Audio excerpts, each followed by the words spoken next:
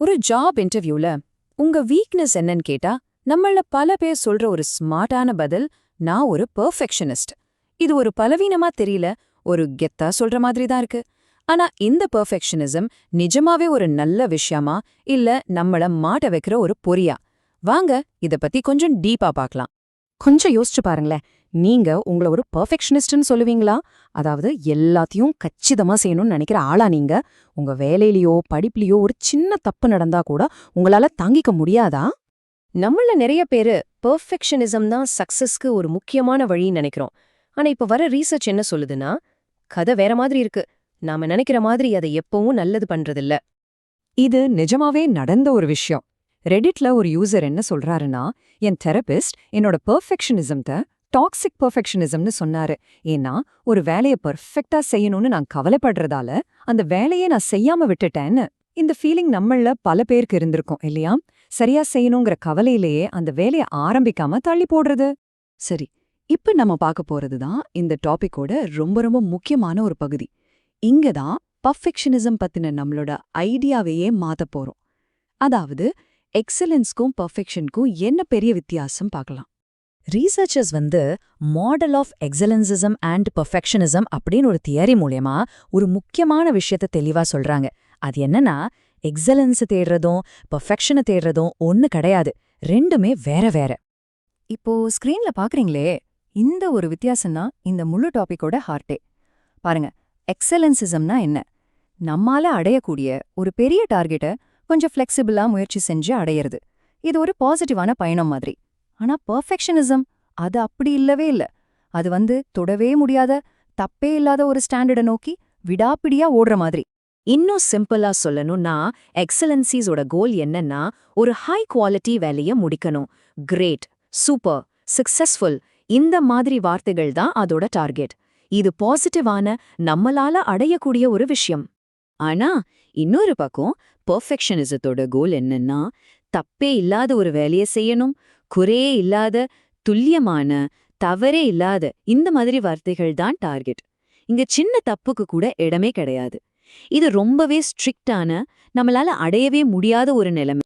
Okay, இப்போ இந்த ரெண்டு மைண்ட் செட்டும் நம்மளோட கிரியேட்டிவிட்டியை எப்படி பாதிக்குது? பெர்ஃபெக்ஷனிசம் நிஜமாவே நம்ம புது ஐடியாஸை காலி பண்ணிடுமா? வாங்க அதுக்கு என்ன ஆதாரம் இருக்குன்னு பார்க்கலாம்.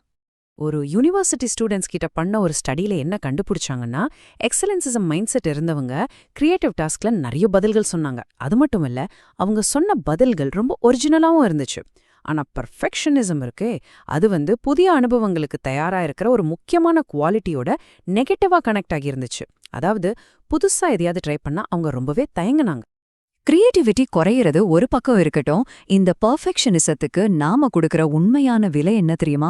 அது நம்ம மென்டல் ஹெல்த்தை எப்படி அடிக்குது. இப்போ ஆங்ஸைட்டி அண்ட் பர்ன் அவுட் பத்தி பார்க்கலாம். ஒரு ஸ்டடி ரொம்ப தெளிவா சொல்லுது, இந்த தப்பான பெர்ஃபெக்ஷனிசம், அதாவது ஒரு சின்ன தப்பு கூட இல்லாம இருக்கணும்னு விடாம துரத்துறது இருக்கே, அது நம்ம மனசளவுல ரொம்ப கஷ்டப்படுறதுக்கு ஒரு முக்கியமான காரணமா இருக்குன்னு ரிசர்ச் சொல்லுது. இப்போ நீங்க பாக்குற இந்த சார்ட்ல 190 ஸ்டூடெண்ட்ஸ் கிட்ட பண்ண ஒரு ஸ்டடியில ஒரு முக்கியமான விஷயம் தெரிய வந்திருக்கு. ஆங்ஸைட்டிக்கும் பர்ன் அவுட்டுக்கும் நேரடியா ஒரு கனெக்ஷன் இருக்குன்னு கண்டுபிடிச்சாங்க. சிம்பிளா சொன்னா, ஆங்ஸைட்டி ஏறினா பர்ன் அவுட்டும் ஏறுது. இப்போ இந்த சார்ட் பாருங்க, இது ஒரு ஷாக்கிங்கான உண்மையை சொல்லுது. ரொம்ப பெர்ஃபெக்ட்டா இருக்கணும்னு நினைக்கிற ஸ்டூடெண்ட்ஸ் மத்தவங்கள விட ரொம்ப அதிகமான ஆங்ஸைட்டியும் பர்ன் அவுட்டையும் ஃபீல் பண்றாங்களா. அப்போ இந்த ரெண்டு பிரச்சனைக்கும் பொதுவான வில்லன் யாரு? இந்த பெர்ஃபெக்ஷனிசம் தான். இதுல ஒரு கொடுமை என்னன்னா, ரொம்ப பெர்ஃபெக்ட்டா இருக்கணும்னு நினைக்கிறவங்க நான் எதையோ சாதிச்சிருக்கேன் அப்படின்ற உணர்வே ரொம்ப கம்மியா ஃபீல் பண்றாங்களாம். அவங்க எவ்வளவுதான் கஷ்டப்பட்டு வேலை செஞ்சாலும் கடைசியில அவங்கள ஒரு ஃபெயிலியரா தான் பாத்துக்கிறாங்க. அந்த பெர்ஃபெக்ட்ன்ற தேடல் அவங்களுக்கு திருப்திய தர்றதே இல்ல. அப்போ இந்த டாக்ஸிக் பர்ஃபெக்ஷனிசம்த்துக்கு மருந்து இல்லையா? கண்டிப்பா இருக்கு. அதுக்கான பதில் நிஜ வாழ்க்கையில இருக்கிற ஒரு சிம்பிளான ஐடியா தான். அது என்னன்னா, குட் எனஃப், அதாவது இது போதும் அப்படின்றத ஏத்துக்கிறது. தத்துவ ஞானி வால்டயர் சொன்ன ஒரு பவர்ஃபுல்லான கோட் இருக்கு, சரியானது நல்லதின் எதிரி. இது இந்த மைண்ட் செட் ஷிஃப்ட அழகா சொல்லுது. நாம ரொம்ப பெர்ஃபெக்ட்டா இருக்கணும்னு நினைச்சு நல்லதா செய்யக்கூடிய விஷயத்தையே கோட்டு விட்டுடுறோம். சரி, இந்த குட் எனஃப் மைண்ட் செட்டை நம்ம லைஃப்க்கு எப்படி கொண்டு வர்றது? அதுக்கு ஒரு 3 சிம்பிள் ஸ்டெப்ஸ் இருக்கு. 1, குவாலிட்டியை விட கன்சிஸ்டன்சிக்கு முக்கியத்துவம் கொடுங்க. அதாவது தொடர்ந்து செய்யறது தான் முக்கியம்.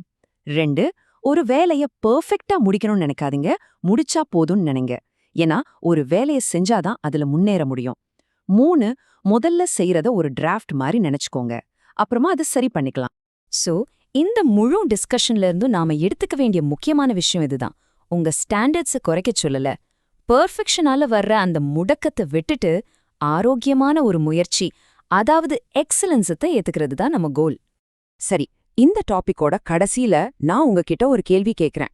இந்த புது மைண்ட் செட்டோட இன்னைக்கு நீங்க எடுக்க போற அந்த குட் எனஃப் ஸ்டெப் என்ன? யோசிச்சு பாருங்க, அந்த முதல் ஸ்டெப் என்னவா இருக்கும்?